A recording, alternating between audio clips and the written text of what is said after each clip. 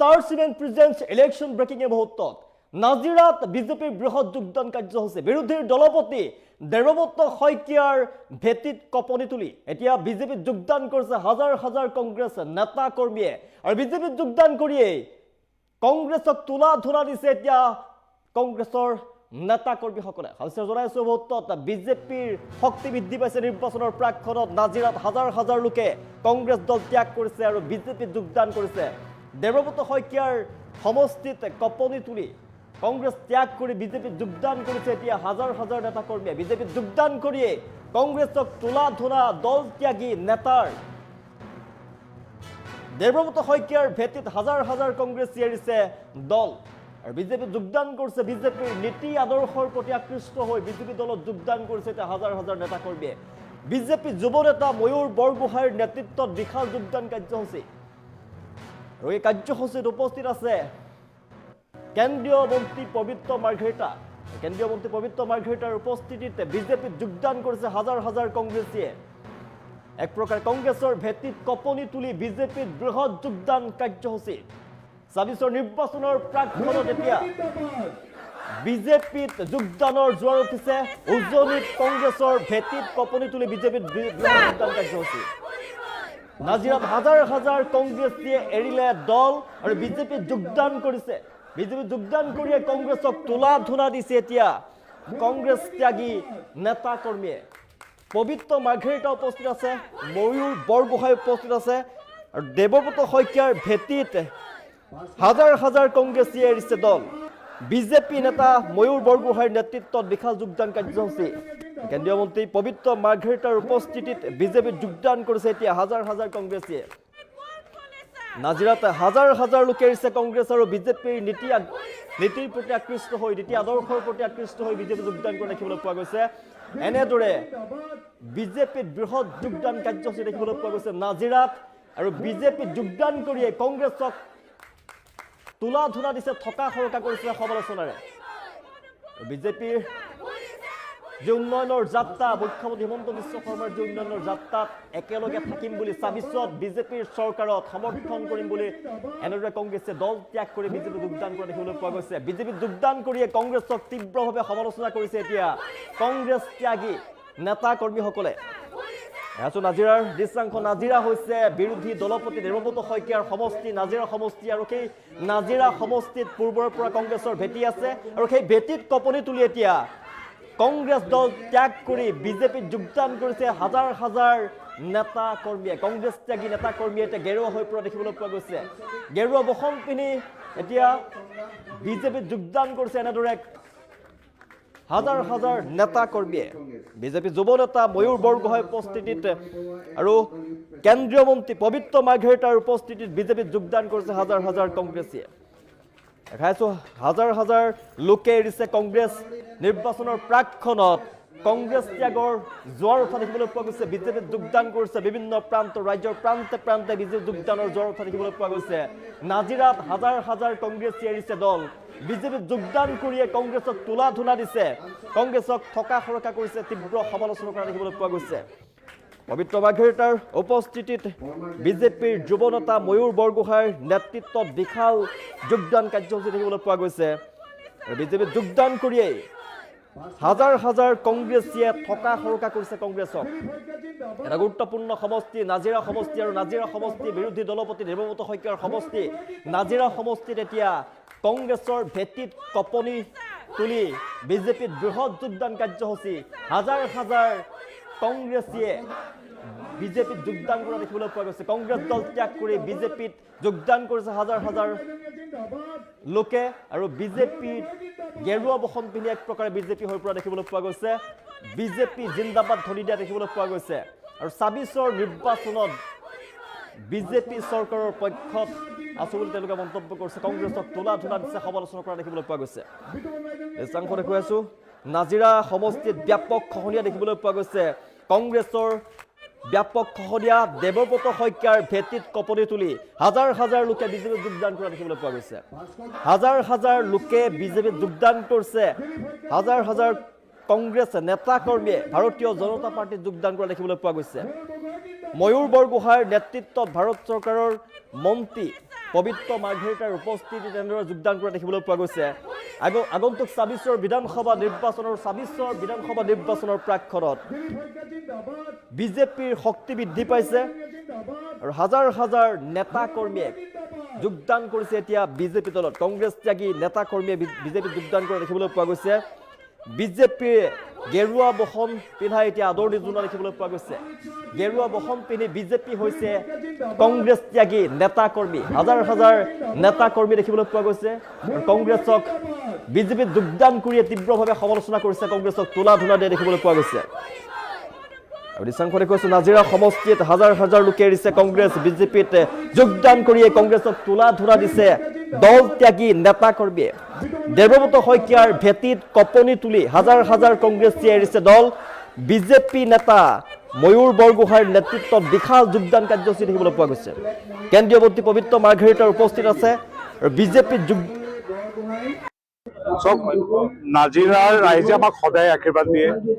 আজি আমি ৰাইজৰ আশীৰ্বাদ বিচাৰি আহি আছো ইয়ালৈ আৰু এটি ইমান সৌভাগ্যৰ দিন যে আজি প্ৰায় আপোনালোকে দেখিছে প্ৰায় ৮ শতাধিক কংগ্ৰেছৰ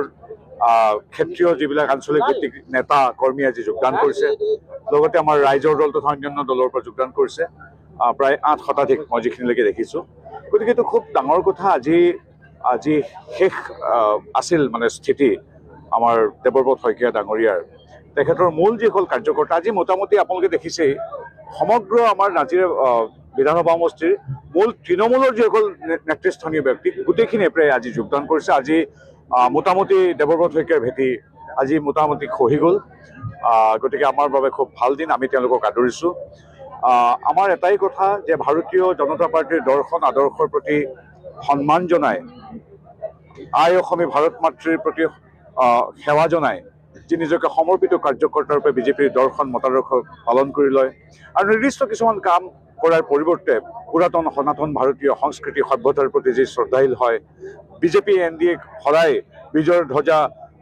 হাতত তুলি দিবলৈ যে অহোপুৰুষাৰ্থ কৰে তেনেকুৱা প্ৰত্যেক ব্যক্তিকে আমি আদৰণি জনাম আনকি ভৱিষ্যতে আজি যদি আজি মূল গোটেই কৰ্মীখিনি আজি দেৱব্ৰত শইকীয়াই যোগদান কৰি দিলে ইয়াত আমি দেৱব্ৰত শইকীয়াকো আদৰণি জনাম খালি কেইটামান বস্তু তেওঁ এৰিব লাগিব তেওঁ বাৰু এটা প্ৰব্লেম নাই তেওঁ পাকিস্তানী কানেকশ্যন তেওঁৰ গোটেই পৰিয়ালটো বিদেশী কৰি দিয়া গোটেই পৰিয়ালৰ মানুহ বেলেগ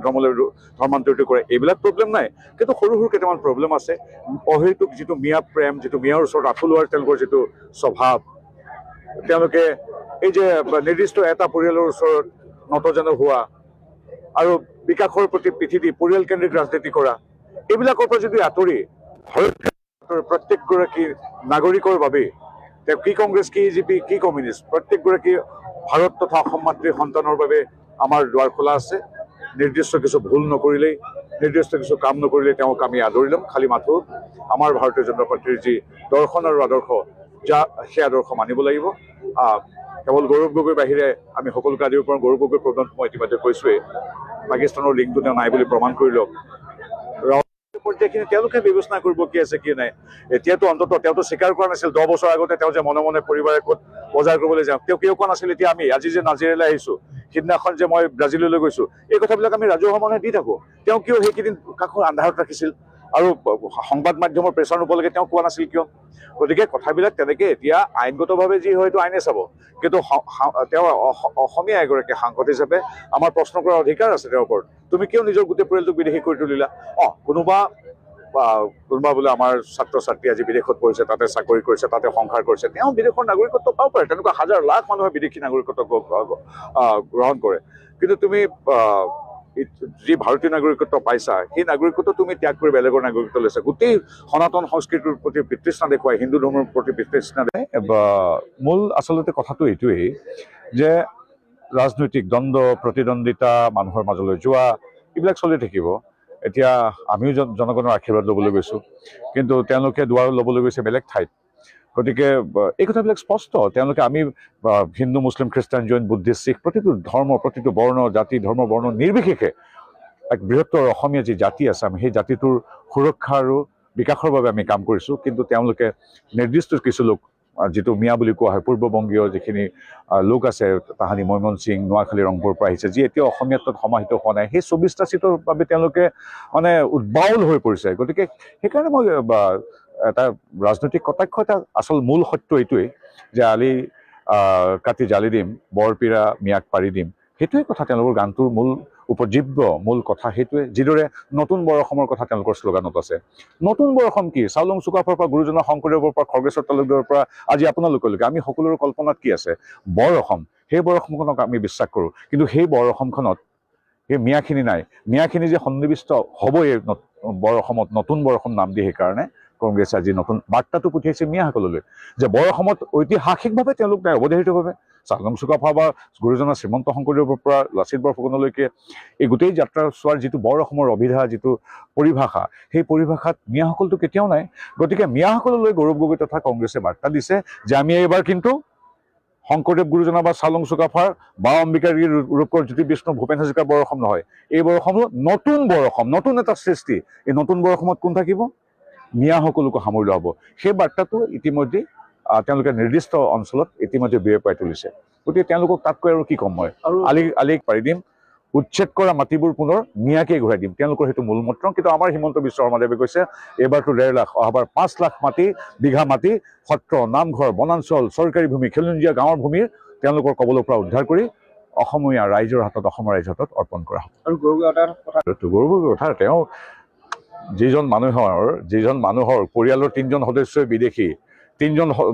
সদস্যকে তেওঁ নিজৰ সনাতন সংস্কৃতি, আমাৰ হিন্দু ধৰ্মটো প্ৰতি বিতৃষ্ণা দেখুৱাই বেলেগ ধৰ্মলৈ লৈ গ'ল। সেইজন মানুহৰ পৰা, আৰু যিজন মানুহৰ পাকিস্তানৰ লিংক আছে বুলি কোৱা হয়, যিজন মানুহৰ ফুৰিবলৈ যায়, পৰিবাৰে ক'ত বজাৰ কৰিবলৈ চাবলৈ যায় পাকিস্তানলৈ, যি পাকিস্তানে জিন্তু গগৈৰ পৰা 20কে আদি কৰি 20,000 মানুহক আজি শ্বহীদ কৰিছে, সেই মানুহজনৰ পৰা এইবিলাক আৰু কি কথা শুনিম? তেওঁলোকৰ সেই একেটাই কথা আৰু আলি কাটি জালি দিম, মিয়াক বৰপীৰা পাৰি দিম,